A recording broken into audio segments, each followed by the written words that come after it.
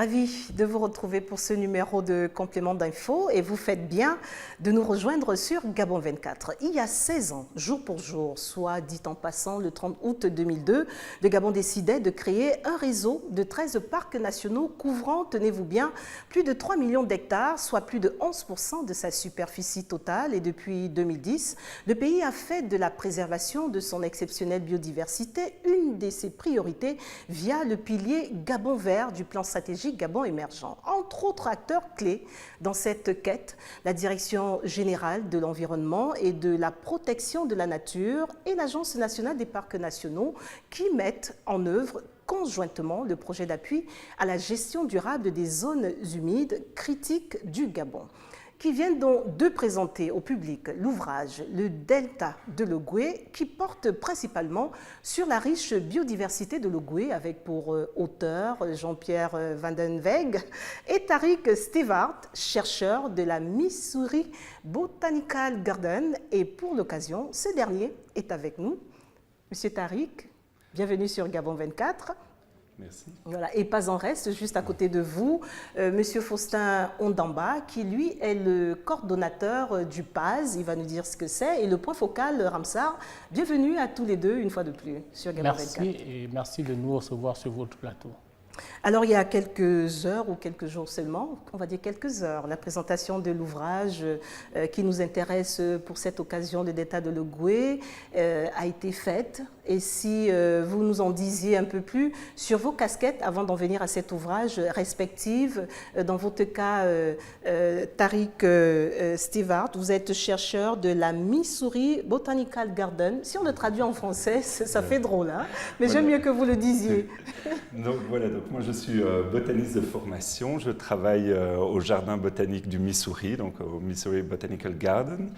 Je suis basé en Belgique et je coordonne toutes les activités de recherche du jardin en Afrique centrale. Et donc ici au Gabon, je suis venu la première fois il y a environ 20 ans et depuis lors je viens régulièrement, on va dire 4 à 5 fois par an pour faire des inventaires et pour travailler avec mes partenaires de l'herbier national.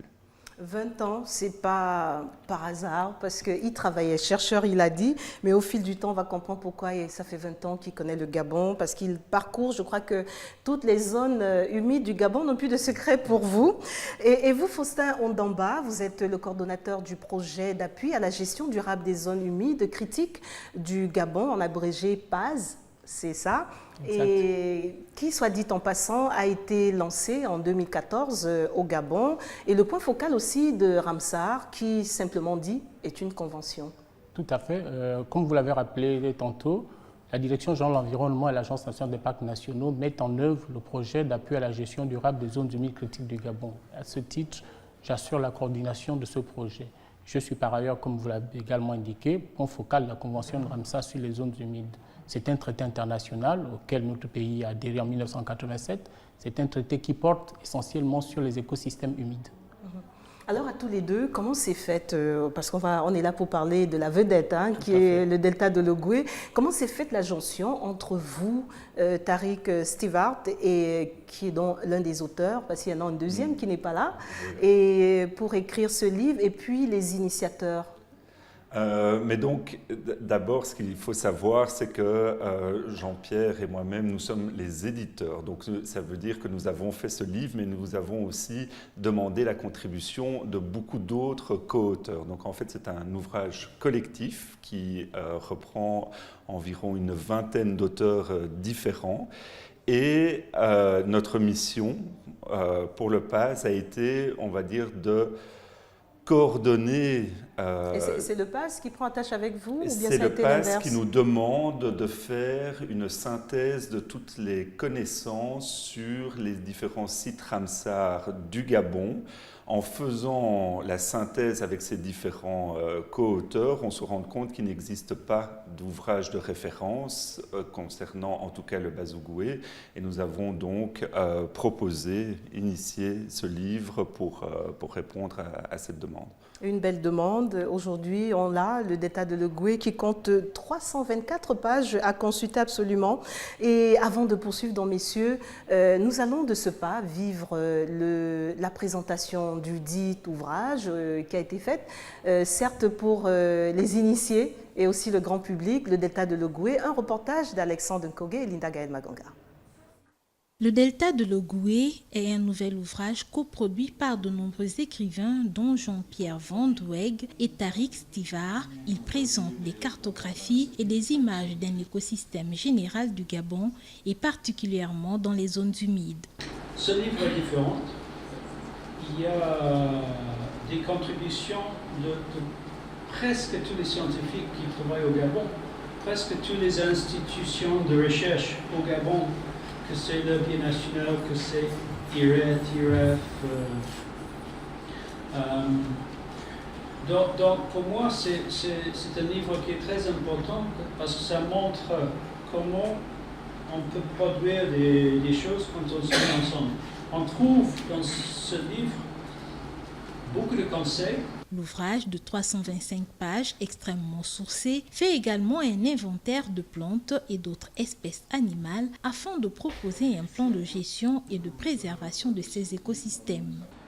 Mais derrière les images, il y a la nécessité de l'harmonie entre l'homme et la nature qu'il faut préserver. Et vous le dites si bien, je cite, « De temps à autre, des menaces plus inquiétantes de développement pointent à l'horizon et pourraient dans un avenir assez proche gravement affecter l'ensemble du complexe. » Fin de citation. Par ces mots, vous traduisez le fait que les ressources de la Terre sont limitées et que si nous n'y prenons garde, des catastrophes écologiques pourraient se produire sous nos yeux avec pour effet la réduction des moyens de subsistance des populations. Fruit d'un travail collectif, le Delta de l'Ogooué est une récolte de données scientifiques qui pourront servir au pouvoir public. Le programme que vous prenez donc en cours est un complément d'infos sur la présentation officielle de l'ouvrage Le Delta de l'Ogooué, avec pour auteurs deux chercheurs qui sont phares, les chercheurs phares, mais on le sait déjà que c'est un travail d'équipe. Donc l'un est avec nous sur ce plateau, Tariq Stivart, et Faustin Ondamba, le coordonnateur du PAZ et le point focal Ramsar au Gabon. Messieurs, qu'est-ce que ce reportage a suscité en vous lors de cette présentation? Vous vous êtes dit, ouf, c'est chose faite, 20 ans après, Tariq Stivart. Oui, donc c'est sûr que ça fait 20 ans qu'on travaille sur cette zone et ce livre représente un aboutissement. Donc bien entendu, on est soulagé qu'il soit sorti et surtout qu'il soit disponible. Donc à partir de maintenant, nous allons pouvoir le diffuser. Donc c'est une étape supplémentaire dans ce long parcours. Oui. Pour ma part, je crois que votre élément qui vient de passer est éloquent par rapport aux objectifs poursuivis par le PAZ. Il faut dire que le but du projet, c'est de pouvoir mettre à la disposition des acteurs institutionnels, mais de l'ensemble des acteurs qui gèrent le site du Baz-Ogooué, le complexe du Baz-Ogooué, des outils pour pouvoir mieux le préserver. Et cet objectif, évidemment, est atteint à travers la production de cet ouvrage. Donc je pense qu'on peut se dire comblé aujourd'hui, du moins à cette étape. Maintenant, la suite, c'est de pouvoir s'appuyer sur toute la masse des connaissances qui sont contenues dans cet ouvrage pour pouvoir, on va dire, ça va être un outil d'aide à la décision pour pouvoir prendre des bonnes mesures qui permettraient d'assurer une bonne gestion de ce site. Et quelles ont été les premières réactions? Parce qu'on a quand même vu un beau gratin d'invités, entre autres le ministre en charge, disons, du département de la forêt et autres. Les premières réactions où on a vu aussi le représentant de l'ANPN, les premières réactions ont été quoi? Dans l'ensemble, elles sont très favorables. Je veux dire, c'est un ouvrage qui est attendu par l'ensemble des acteurs de la gestion de l'environnement d'une manière globale. Comme l'a dit M. Tariq tout à l'heure, c'est une vingtaine d'années de recherches qui sont compilées ici. Je veux dire, ce n'est pas rien du tout. La masse de connaissances qui se trouve dans ce livre est tellement importante que nous avons là un outil qui nous permettra de pouvoir prendre les bonnes décisions. Et ce n'est pas tout. Je veux dire, le livre ne se limite pas qu'aux aspects, on va dire, scientifiques, je mets le terme entre guillemets. C'est un ouvrage qui parle aussi bien des aspects liés à l'histoire de ce milieu, l'hydrographie, la géographie, tout est convoqués, si je peux dire, tous ces aspects sont convoqués pour pouvoir comprendre la dynamique de cet écosystème, la dynamique du delta de l'Ogooué. Tariq Stewart, et on comprend mieux lorsqu'il est dit qu'il s'agit là d'un livre qui nous fournit dans des données récentes et des connaissances sur la biodiversité du site Ramsar, du Bat-Ogooué, du Bas-Ogooué. Est-ce à dire que, je ne sais pas, qu'est-ce qui a évolué? Parce que 20 ans quand même de recherche sur ce site, les données récentes, c'est quoi comparativement à il y a 20 ans? Donc, le début les premières explorations du Bas-Ogooué date d'il y a plus d'un siècle. Donc, pendant quasiment un siècle, des gens ont travaillé dans le Bas-Ogooué accumulant certaines données.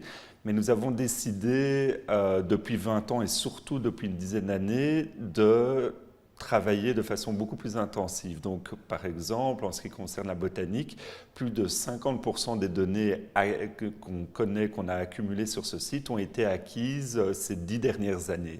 Donc, c'était cette mise à jour et cette énorme quantité d'informations acquises récemment que nous avons voulu inclure dans ce livre, en plus de toutes les données historiques qui existaient déjà sur la zone. Avant d'en venir à quelques pages de ce bouquin, le delta de l'Ogooué, peut-être nous édifier davantage sur la représentation exacte de la cartographie de la végétation au Gabon. Quelques données, donc, on les trouve. Une des particularités de ce livre est de présenter des données qui sont tout à fait originales et qui n'ont jamais été publiées ailleurs, que ce soit sous forme d'articles scientifiques. Et un chapitre est dédié entièrement à la cartographie de la végétation. Donc c'est la première, on va dire, cartographie précise de la végétation du delta de l'Ogooué qui est fournie dans ce livre. Et donc cette cartographie n'a jamais été publiée ailleurs et donc tout à fait originale. Et nous, on a la chance d'avoir Tariq Stewart, l'un des auteurs de ce livre, Le delta de l'Ogooué. Et messieurs, venons-en donc à la présentation de certaines parties du delta de l'Ogooué que je vous invite à commenter, que l'un ou l'autre peut commenter selon le ressenti. Peut-être on va commencer par la page couverture, là, nous situer exactement. Là, on voit Donc ici, on se situe, c'est un des bras de l'Ogooué qui est situé dans la partie côtière et qui représente, on va dire, un des paysages typiques du delta de l'Ogooué. Alors vous verrez, évidemment, on va voir d'autres photos, mais ceci est typiquement le paysage. Et d'autres photos que le réalisateur nous envoie. Là, on voit des oiseaux. Voilà, moi j'appelle. C'est quelle espèce exactement? Donc ça c'est le bec à ciseaux et il y a aussi, vous voyez au-dessus, une cartographie des nidifications du bec à ciseaux. Donc tout ce qui est en rouge. En rouge, les points signifient que nous avons observé des oiseaux qui nichaient. Et le site abrite environ 10% de la population mondiale de cette espèce qui niche donc dedans. Et il faut savoir que dans un site Ramsar, si on a plus de 1% de la population d'une espèce d'oiseau, ça signifie que ce site a une importance considérable pour la survie de cette espèce. Donc ce site a entre autres une importance pour la survie de cette espèce au niveau mondial. Autre vue aérienne, parce qu'il faut dire que vous avez parcouru cette zone quand même par avion, hélico et avec des drones. Oui, on va voir ces belles photos. Comme c'est une zone humide, elle est très difficile d'accès et un des challenges du livre a été de pouvoir présenter le site au public. Et donc nous avons utilisé au début des survols aériens. Donc Jean-Pierre a effectué les premiers survols en 2002. Et nous avons ensuite continué en fonction des moyens disponibles avec des ULM et avec des drones et encore avec des moyens aériens. Mais au final, nous possédons plusieurs milliers d'images aériennes de ce site. Et là, on peut voir... oui, donc... non, allez-y. Oui, là, il s'agit de ponts en construction qui relient Port-Gentil à Omboué. Et évidemment, on l'abordera tout à l'heure, ça fait partie des dynamiques d'évolution de ces milieux. On peut en parler. Voilà, les dynamiques d'évolution de ce milieu, parce qu'aujourd'hui, avec un ouvrage comme celui-là, ça veut dire que cette zone, ce delta va être un peu plus ouvert au public, ça facilite l'accès. Mais également, le contre-coup, si je peux dire, c'est que la possibilité, l'accessibilité de certaines zones qui étaient jusque-là peut-être un peu moins accessibles pourrait également faciliter, accroître les menaces. Pourquoi il est très important de faire en sorte que, oui, il faut pouvoir accéder à ces zones, mais également intensifier les surveillances pour que cette accessibilité ne soit pas un revers pour la conservation de ces milieux. Et là, on voit des espèces, là ce sont, je crois, ce sont des crocodiles. Oui. Ce sont des crocodiles à long museau et donc on a voulu illustrer toutes les activités humaines et il faut savoir donc que le delta du Bas-Ogooué permet aux populations locales de se nourrir, que ce soit via la chasse et la pêche. Et donc toutes ces activités sont présentées dans le livre. Bien se nourrir, mais avec une réglementation. Absolument, parce que certaines de ces activités peuvent avoir un caractère illicite, parce qu'il y a des espèces qui sont intégralement protégées, qui sont braconnées ici. Lesquelles là qu'on peut reconnaître? Dans la photo précédente, le crocodile, voilà, le crocodile à long museau est une espèce intégralement protégée qui ne devrait normalement pas être chassée sur le sol gabonais. Et les populations le comprennent? Écoutez, et on n'a pas de choix. La loi doit s'appliquer quand on l'enfreint. Alors, des belles images comme ça du delta de l'Ogooué, on en a. Je crois qu'on nous les enverra au fur et à mesure qu'on va échanger sur la sortie de cet ouvrage de delta de l'Ogooué pour ceux qui nous rejoignent seulement à l'instant, qui est un livre dont attractif et informatif de 324 pages capitalisant l'ensemble des données disponibles sur le site Ramsar du Bas-Ogooué dont nous parlons et feuilletons depuis le début de ce complément d'infos, mesdames et messieurs. Et Faustin Ondamba, quels sont les enjeux de ce bassin côtier du Gabon et qui représente tout de même près d'1 million d'hectares de milieux humides et qui est d'une grande valeur pour la conservation? Ce sont d'abord avant tout des enjeux de conservation, comme vous le dites si bien. C'est un delta, comme l'a dit l'auteur de l'ouvrage, M. Tariq, qui est relativement bien préservé aujourd'hui, comparativement au delta du Niger et du Nil. Naturellement, comparaison n'est pas raison, évidemment, le delta de l'Ogooué comparé aux deux autres deltas ne sont pas, je veux dire, en termes de pression anthropique, ce n'est pas la même chose. Le delta de l'Ogooué, c'est 200 000 personnes à peu près. Les autres, c'est en termes de dizaines de millions. Donc, les enjeux ne sont pas les mêmes. Qu'à cela ne tienne, on ne va pas attendre que, je veux dire, l'écosystème soit complètement dégradé pour pouvoir mettre des mesures de conservation. Donc, c'est maintenant qu'il faut pouvoir mettre des mesures qui permettent de le préserver davantage. Parce qu'il y a beaucoup d'espèces aujourd'hui qui sont, je dirais, en danger. Vous avez vu dans l'image que vous avez montrée l'exemple du crocodile à long bec. C'est une espèce qui est intégralement protégée, mais qui est quand même braconnée. Ce n'est pas la seule. Vous avez beaucoup d'espèces. On a montré également le lamantin qui est également lui aussi braconné. Si on ne prend pas des mesures, je veux dire, si la loi ne s'applique pas dans toute sa rigueur, il est évident qu'on pourrait arriver, peut-être pas à court terme à des catastrophes, mais il n'empêche qu'on pourrait arriver à une réduction significative des espèces. Et même en ce qui concerne les espèces qui sont aujourd'hui, qui font l'objet d'une pêche tout à fait régulière, comme la carpe, le tilapia, qui fait vraiment, on va dire, la fierté de Lambaréné, un peu la personnalité de la ville de Lambaréné. Aujourd'hui, on se rend compte qu'il y a une réduction des stocks. Vous pouvez vous rendre compte, lorsque vous allez à Lambaréné, la taille des carpes aujourd'hui a tendance à être réduite parce qu'on pêche de plus en plus en toute saison. On n'a plus la possibilité, les stocks n'ont pas la possibilité. De son succès, de son succès, mais d'une faute de monde. Et du coup, ça impacte sur la reproduction de ces espèces. Donc, il y a véritablement des enjeux de conservation qu'il ne faut pas négliger.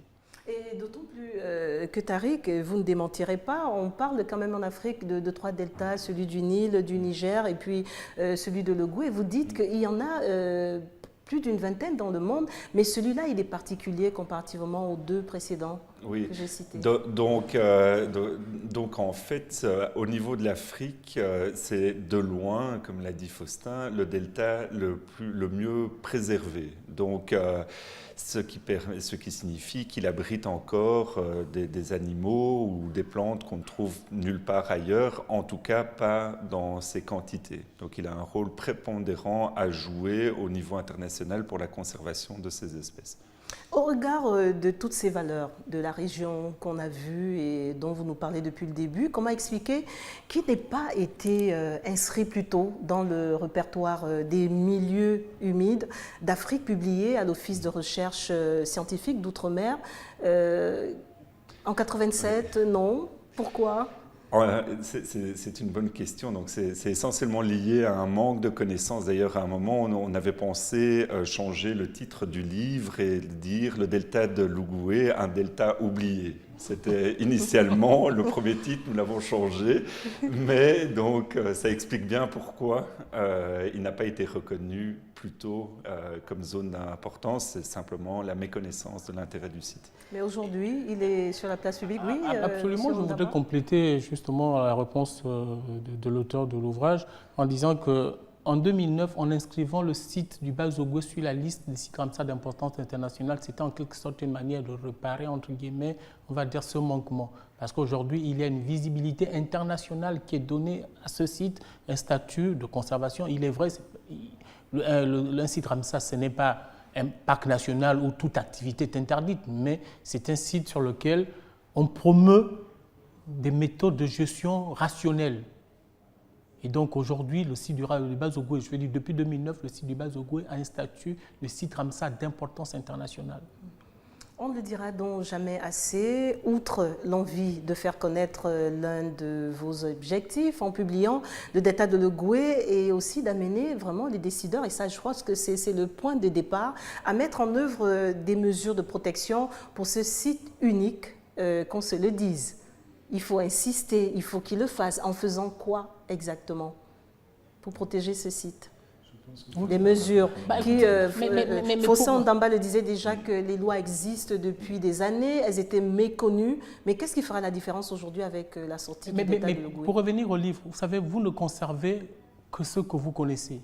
C'est toute l'importance de cet ouvrage. Il fallait absolument qu'on fasse. Il y a des inventaires qui ont déjà été faits, donc il y a une mise à jour qui a été faite. Il y a d'autres espèces qui ont été découvertes, que ce soit sur le plan de la végétation, de la flore, etc. De nouvelles essences ont été découvertes. Je pense que les recherches vont se poursuivre. Donc, pour pouvoir asseoir une politique, on va dire, de conservation, il fallait absolument qu'on passe par cette étape qui consiste, je dis, à faire un état des connaissances existantes. Et donc, aujourd'hui, nous avons un outil d'aide à la décision. Cet ouvrage représente pour nous, les gestionnaires des zones humides, de l'environnement d'une manière générale, un outil d'aide à la décision. Donc, nous avons là des données importantes que nous devons pouvoir capitaliser pour pouvoir mettre des moyens, je veux dire non seulement les moyens, mais également pouvoir mettre en place des politiques de conservation qui permettent de mieux préserver ce delta. Alors, Faustin Ndamba, en tant que point focal de Ramsar, le Gabon, en y adhérant en 1987 à la Convention Ramsar sur les zones humides, s'est engagé à inscrire un ou plusieurs de ces espaces sur la liste site Ramsar ou zones humides pour ceux qui préfèrent d'importance internationale. Et c'est chose faite, on peut le dire. Il y en a 9 qui y sont et qui ont répondu à quels critères exactement, sachant que tous ne se ressemblent pas. Sur le Bas-Ogooué, nous avons, à partir de ce livre, pu nous rendre compte de la panoplie de la biodiversité, de l'intérêt que constitue ce site. Mais ce n'est pas le seul. Nous avons plusieurs sites, comme vous l'avez rappelé. Il y a au total 9, soit à peu près 2 800 000 hectares. Chaque site, on va dire, se caractérise par un certain nombre de critères en termes de biodiversité, la richesse, la biodiversité que vous allez retrouver sur le parc le site Ramsar de Pongara, à Kanda. Le Bas-Ogooué n'est pas la même, mais d'une manière générale, l'un des points d'intersection entre ces différents sites, c'est déjà la présence d'une avifaune. L'avifaune, c'est exactement l'un des points qui sont, je veux dire, c'est capital dans le classement des sites. Maintenant, on a d'autres critères qui donnent de la valeur à ces sites. Et donc aujourd'hui, le Gabon a une diversité de sites. Donc vous avez des sites qui sont sur la côte, sur le littoral, qui ne sont pas les mêmes que les sites qu'on retrouve à l'intérieur des terres. Nous avons par exemple le site de Birogou qui a d'autres réalités en termes d'intérêt, conservation qui ne sont pas les mêmes que nous allons voir sur le site du Bazogwe par exemple. Tariq Stewart Faustin Ondamba, le livre Le Delta de l'Ogooué est à présent accessible aux chercheurs, aux initiés et ceux qui veulent venir visiter le Gabon ou découvrir sa biodiversité. Que leur dire en plus en guise de conclusion pour leur donner encore envie d'abord de parcourir cette œuvre et aussi, pourquoi pas, venir visiter ces régions au Gabon?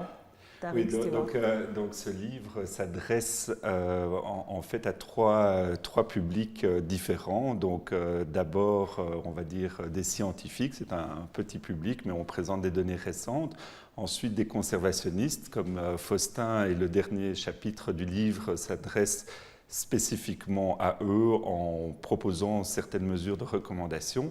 Mais surtout, ce livre s'adresse au grand public. Donc on a fait un effort important pour présenter de superbes photos de paysages aériens, de milieux différents.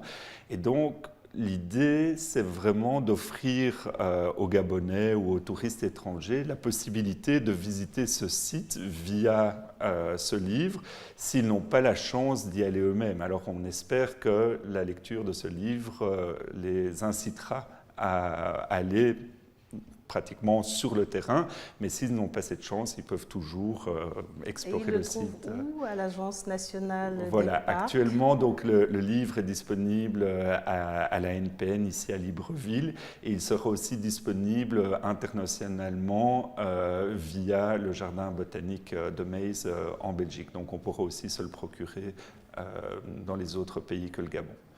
Un mot, vous, Faustin Ondamba? Sous l'angle du gestionnaire des zones humides que je suis, pour moi, comme je l'ai dit tantôt, c'est un outil d'aide à la décision. Aujourd'hui, nous disposons d'un certain nombre de données dont nous n'avions pas forcément connaissance il y a quelques années, et ça nous permettra d'asseoir des politiques de gestion rationnelle de ces zones, et également une stratégie, parce qu'il faut dire qu'aujourd'hui, la stratégie en matière de gestion des zones humides manque cruellement, surtout quand il s'agit des sites sur lesquels pèsent un certain nombre de menaces comme le delta de l'Ogooué.